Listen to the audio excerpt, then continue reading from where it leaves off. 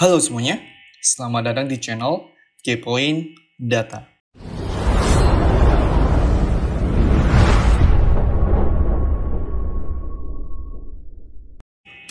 Kali ini kita akan belajar tentang activation, di mana activation ini adalah part of atau bagian dari arsitektur deep learning kita. Jadi, kenapa sih kita harus pakai namanya activation? Nah, di sini kita ada penjelasannya. Kenapa kita harus menggunakan activation? Activation itu berguna di mana kalau misalnya kita nggak pakai activation, model itu akan bergerak secara linear. Yang artinya, si model itu hanya bisa menghafal suatu data kita. Jadi, bayangin aja, kita belajar, tapi kita cuma ngafal doang. Kayak gitu. Nah, lalu, kalau nggak di activation, jadi artinya adalah kita akan mempunyai batasan di mana kita nggak bisa belajar lebih kompleks lagi. Atau tiba-tiba kalau misalnya ada data masuk, itu datanya itu nggak bisa kita pelajarin karena ya model ini cuma menghafal aja, tapi bukan memahami kayak gitu. Nah, ilustrasinya seperti ini ya. Di sini ada suatu ilustrasi di mana ada Andi, yaitu dia belajar untuk melakukan final exam. Lalu, kalau misalnya si Andi ini tidak menggunakan activation-nya, yang dimana berarti Andi telah mengikuti final exam. Tapi dia tuh nggak lulus karena Andi ketika belajar, dia hanya mengingat saja. Gitu. Sedangkan ketika Andi menggunakan activation, Andi ini mengikuti ujiannya, kemudian dia bisa lulus karena apa? Karena ketika ujian dengan apa yang kita belajarin kan berbeda ya. Beda lagi kalau misalnya kita hanya menghafal, kita itu nggak bisa tahu atau menyelesaikan soal yang berbeda dari apa yang kita hafalkan. Nah, itu adalah fungsi dari activation, kayak gitu. Nah, di sini ada beberapa activation yang ada di deep learning ya. Di sini ada sigmoid, tunnel, step function, soft close. Nah, ini cukup keren ya. Jadi kayak ada gerakan dance-nya gitu untuk menunjukkan tentang activation. Ada apa nih? Ada relu, soft scene, elu, leaky relu, dan lain sebagainya. Di sini kita akan membahas 5 activation aja ya. Di mana di video ini kita akan fokus pada sigmoid dan juga relu. Nah, kita mulai dari activation sigmoid. Kapan kita menggunakan activation ini?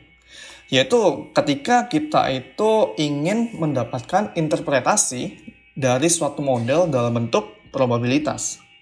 Di mana output dari sigmoid nanti itu adalah 0 dan 1. Kalau probabilitas itu kan 0 sampai 1 ya. Yaitu kalau 0 itu 0%, kalau misalnya 1 itu 100%. Probabilitas adalah peluang, kayak gitu. Nah, gimana struktur dari grafiknya sigmoid? Sigmoidnya seperti ini ya. Dia kan mulai dari 0 ke 1. Nah, kalau misal linear, dia kan hanya lurus doang ya.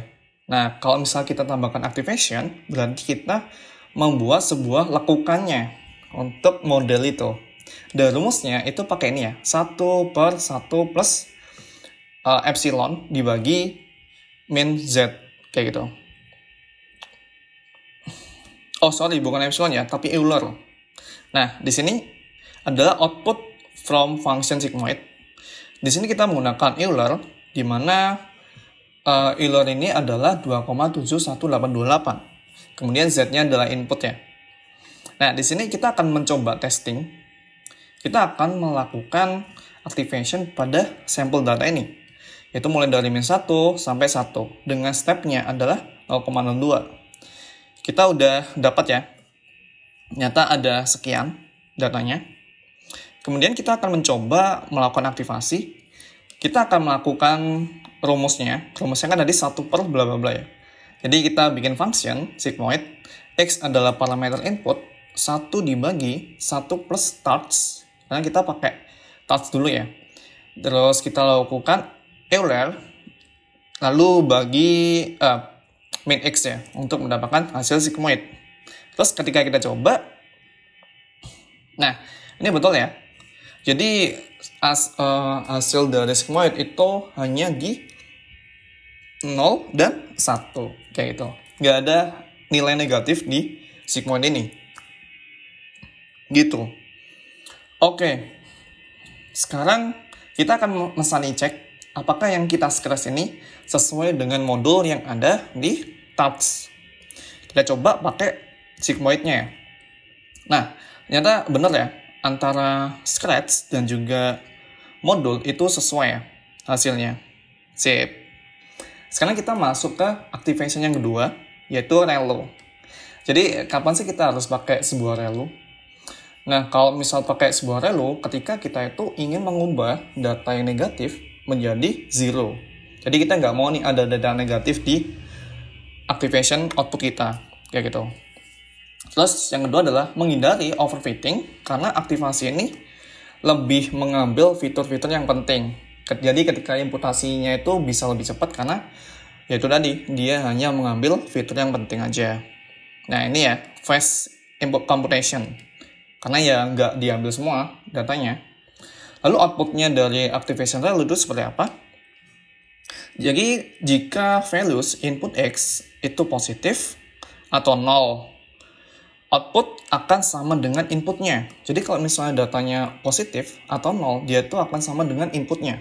Misal, ada data 1 inputnya, outputnya setelah diactivation dia 1, kalau itu positif. Tapi beda lagi ketika ini tuh negatif. Kalau negatif, berarti outputnya itu 0. Ya, lagi-lagi relu itu mengembalikan nilai negatif menjadi angka 0. Kita lihat grafiknya. Nah, grafiknya seperti ini. Jadi mulai dari berapa nih? Kayak gini ya. Bentuknya hampir mirip dengan sigmoid, tapi kalau sigmoid kan langsung dia ke bawah ya. Kalau sigmoid. Oke, kita lihat lagi yang sigmoid. Nah, pola sigmoid ini seperti ini. Outputnya itu 0 ke 1. Tapi kalau misalnya relu, dia tuh kayak apa ya? Kayak lurus gini, terus di belakangnya dia nggak ke bawah seperti relu. Kayak gitu, karena dia tuh nggak ada angka negatif. Gitu sih. Oke. Terus kita akan coba untuk melakukan aktivasinya dengan data seperti ini ya. Karena kita ingin mengetes apakah benar negatifnya akan berubah menjadi 0. Kita pakai aja data N-nya itu di 100. Jadi angkanya 100 sampai 50. Minus 100 ya. Oke. Lalu kita lihat datanya sudah seperti ini ya. Ada minus positif. Kita coba melakukan scratch. Di mana rumusnya ini cuman max terus 0 terus datanya. Jadi tinggal gini aja. Touch.max, touch.tensor, terus kita ubah menjadi 0, lalu X. Nah, kita akan coba hasilnya ya. Yaps, ternyata betul ya. Yang negatif tadi, ini kan daerah negatif, itu udah berubah menjadi 0. Tapi kalau yang positif, dia itu menjadi nilainya itu sendiri. Kayak gitu. Simpel ya. Nah, itu definisi dari relu. Kemudian, kita akan sanity check dengan relu. Ternyata sama ya untuk hasilnya. Jadi nggak jauh beda. Nggak beda sih, bahkan sama. Oke, jadi sampai situ aja ya terkait aktivasi. Kita udah belajar 2 aktivasi. Next time kita akan belajar 3 aktivasi selanjutnya. Jadi stay tune aja untuk video ini. Pasti setiap minggu akan update terus tentang data yang lainnya. Oke, thank you semuanya.